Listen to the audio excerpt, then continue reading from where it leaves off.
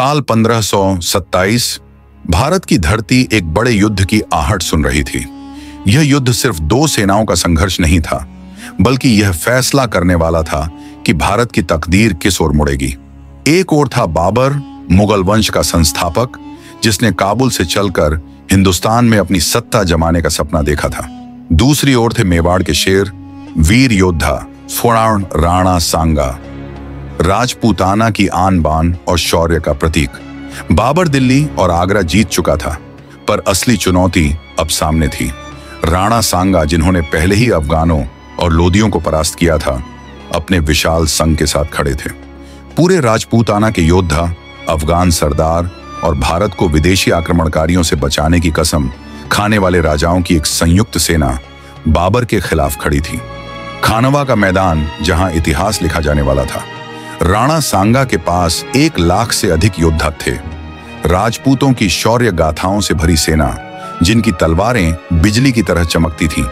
उनके घुड़सवारों की गर्जना दुश्मन को थर्रा देने के लिए काफी थी। दूसरी ओर बाबर, उसकी सेना संख्या बल में कम थी, लेकिन एक ताकत उसके पास थी, तोपों और बारूद की ताकत। उसने अफगानों और तुर्कों से सीखी हुई युद्ध नीति अपनाई थी। बाबर जानता था कि अगर उसने सीधे टकराव लिया तो राजपूतों की ताकत के सामने टिक पाना मुश्किल होगा। इसीलिए उसने युद्ध में तुलुगमा युद्ध नीति अपनाई, एक ऐसी रणनीति जिससे दुश्मन को चारों ओर से घेर लिया जाए और तोपों से तबाही मचा दी जाए। मार्च 1527 की एक सुबह युद्ध की बिगुल बज उठी। राजपूतों की सेना ने शेरों की तरह हमला किया। उनका एक ही मकसद था, बाबर की सेना को रौंद डालना। राणा सांगा खुद सबसे आगे खड़े थे, तलवार लहराते हुए अपनी सेना को प्रेरित कर रहे थे। लेकिन बाबर ने अपनी तोपों को सही समय पर काम में लिया। जैसे ही राजपूत सेना आगे बढ़ी, बाबर की तोपों ने गर्जना शुरू कर दिया। भारी गोलाबारी से राजपूत सेना में भगदड़ मच गई।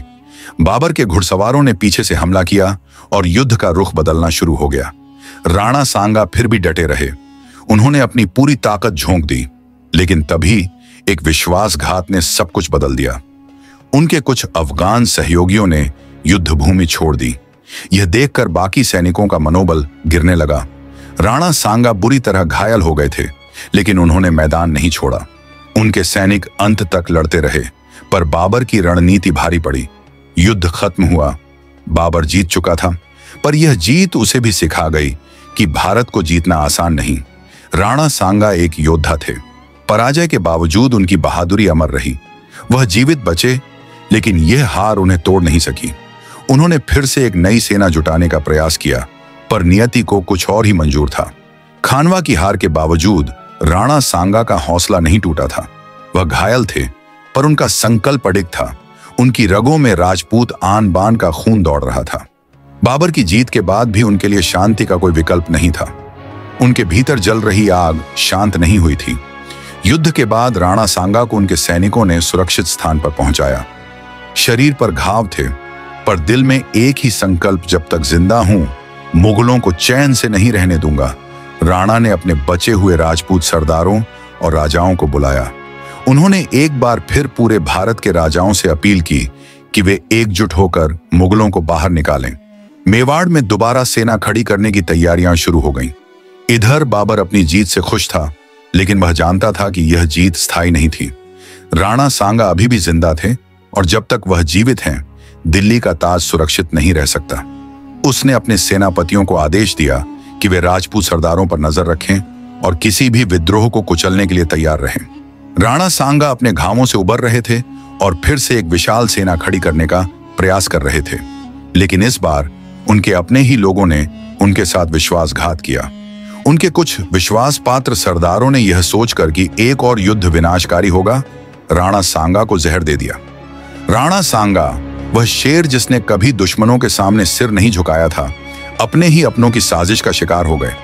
उनकी मृत्यु किसी युद्ध के मैदान में नहीं, बल्कि अपने ही लोगों के षड्यंत्र से हुई। राणा सांगा का जीवन और उनकी मृत्यु दोनों ही यह सिखाते हैं कि सच्चा योद्धा आखिरी दम तक लड़ता है। उन्होंने न केवल अपनी वीरता, बल्कि अपनी दूरदृष्टि से भी इतिहास में अमरता प्राप्त की। उनकी मृत्यु के बाद भी मेवाड़ और राजपूताना की आत्मा कभी नहीं झुकी। बाद में उनके वंशज महाराणा प्रताप ने वही लड़ाई अकबर के खिलाफ जारी रखी। राणा सांगा की कहानी हमें सिखाती है कि परिस्थितियां चाहे कितनी भी कठिन हो, यदि हौसला बुलंद हो तो इतिहास बदला जा सकता है। कहानी अगर अच्छी लगी हो तो चैनल सब्सक्राइब करें